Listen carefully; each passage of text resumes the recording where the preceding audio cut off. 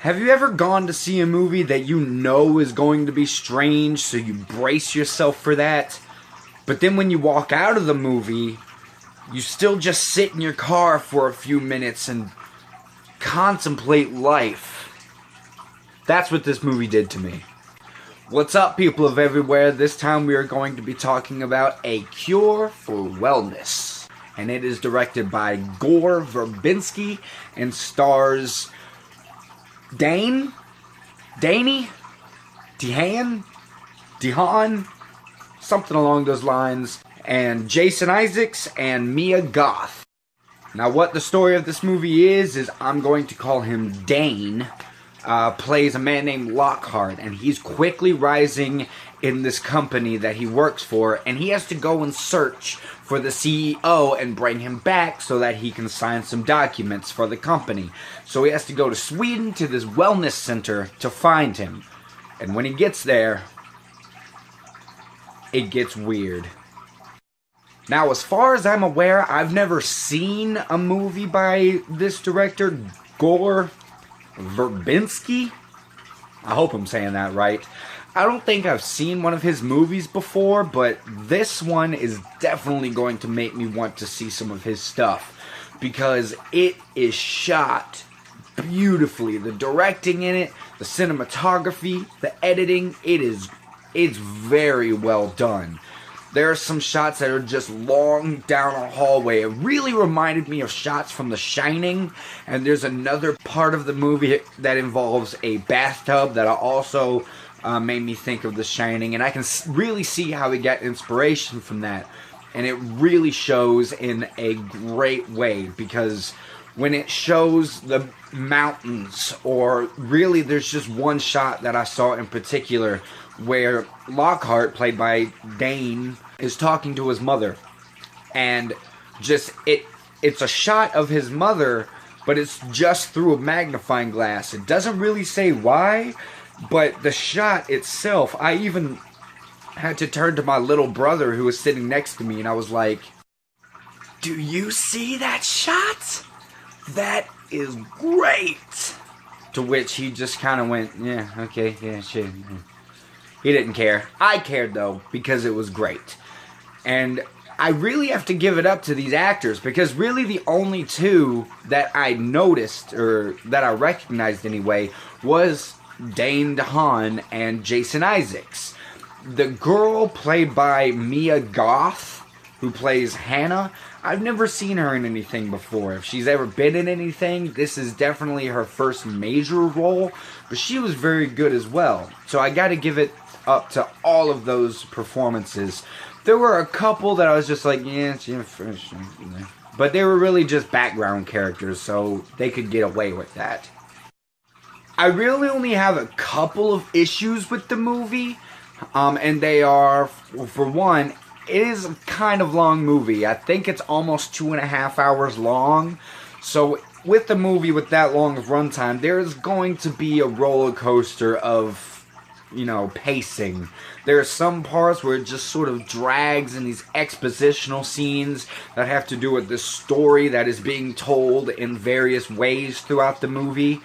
And there's also some questions left unanswered that normally I wouldn't mind. I don't mind ambiguous endings, but sometimes there's just some stuff that has to be explained.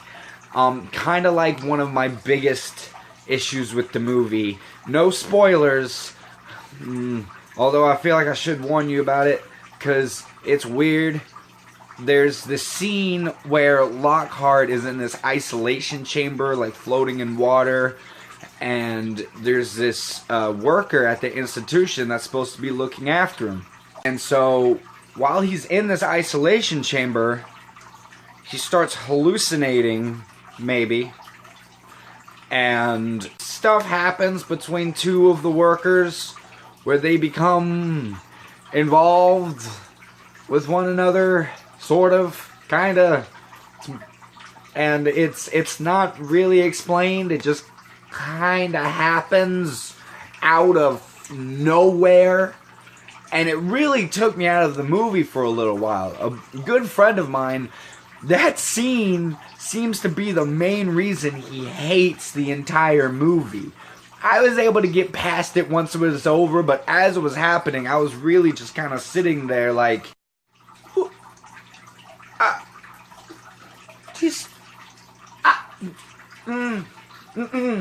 no, stop it! Now, I want to try to reason away, like give a reason for why it happened, but it's not a good reason, and like I said, no spoilers, but you will definitely know what I'm talking about when you see this movie, without a doubt, because it just comes out of nowhere and just like Jean-Claude Van Damme roundhouse kicks you upside the side of the head, and it's like, what is happening? That one scene was a real problem for me, as you can tell. But other than that, the pacing and the unanswered questions and that one scene, I really don't have a problem with this movie. Like I said, it was shot very well. The directing was on point. The acting was on point. The editing, the lighting. Oh my god, the lighting and the sound design. There are just scenes where Lockhart is on these crutches because he's broken his leg. And he's just going down these quiet, long halls on these crutches. And it's just...